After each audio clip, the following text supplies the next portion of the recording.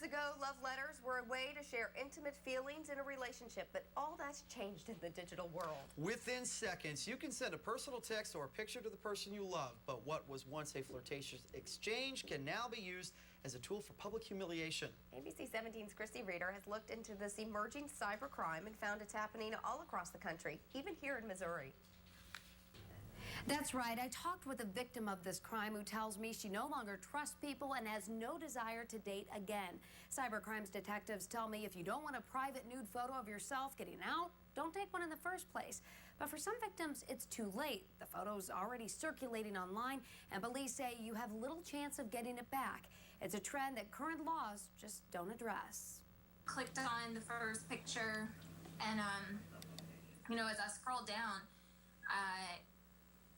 it was almost like it was a dream or a nightmare, I guess you could say, because it didn't feel possible. It's being dubbed revenge porn.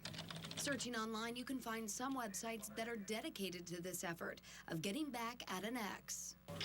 Most of the illicit photos were originally sent consensually, but a breakup has an ex trying to get revenge. Some victims have no idea their personal, sometimes nude photos are out there. Others are devastated something so private has now become so public. A lot of people, they think that that is the quick, easy answer. Just don't take a photo.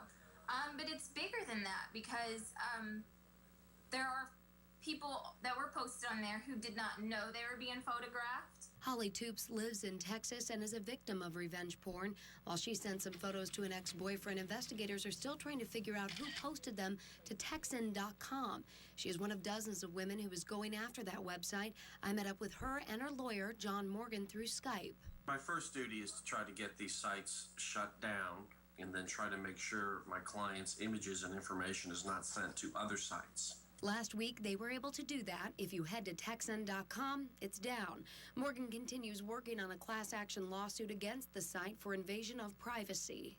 Revenge porn isn't the only problem that can pop up when photos get into the wrong hands. Cybercrimes detective Andy Anderson says they've seen some cases of what they call sextortion. They've got those sexually graphic photographs, and then they extort the victim in those photographs with whatever they want out of them.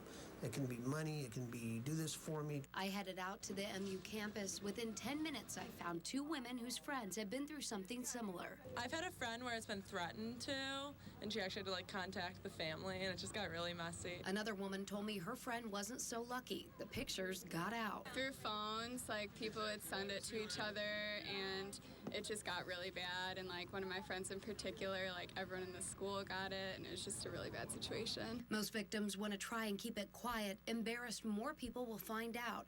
While Boone County Prosecutor Dan Knight hasn't handled any cases involving revenge porn or sextortion, he wants victims to know they can get some justice. I think that a reason that we might not have seen these cases is because maybe victims don't understand that this is a crime in Missouri.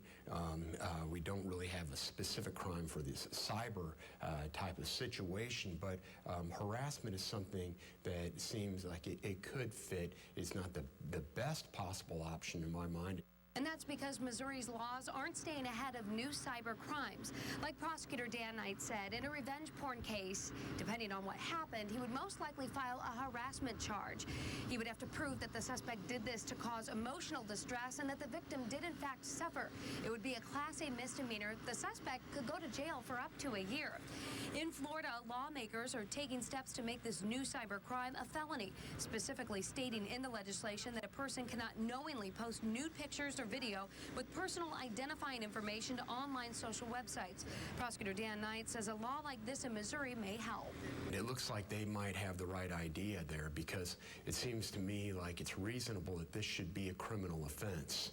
It seems like our laws here in Missouri aren't tailored for these types of crimes. But searching bills filed in Missouri in the past several years, I found hardly any even deal with cybercrime. And there's nothing in the works now about tackling the issue of crimes involving nude photos. While laws work to catch up, many say education is key. The parents reaching out and saying, thank you, because we didn't know that this was an issue.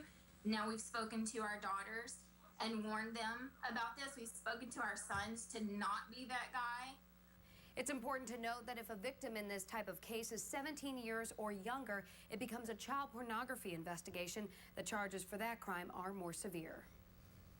All right, thanks a lot, Christy. With many people stressing prevention, we checked in with schools to see what they're teaching students about cyber crimes. Officials tell us it is integrated into the curriculum, and every student, even kindergartners, have to sign a technology agreement.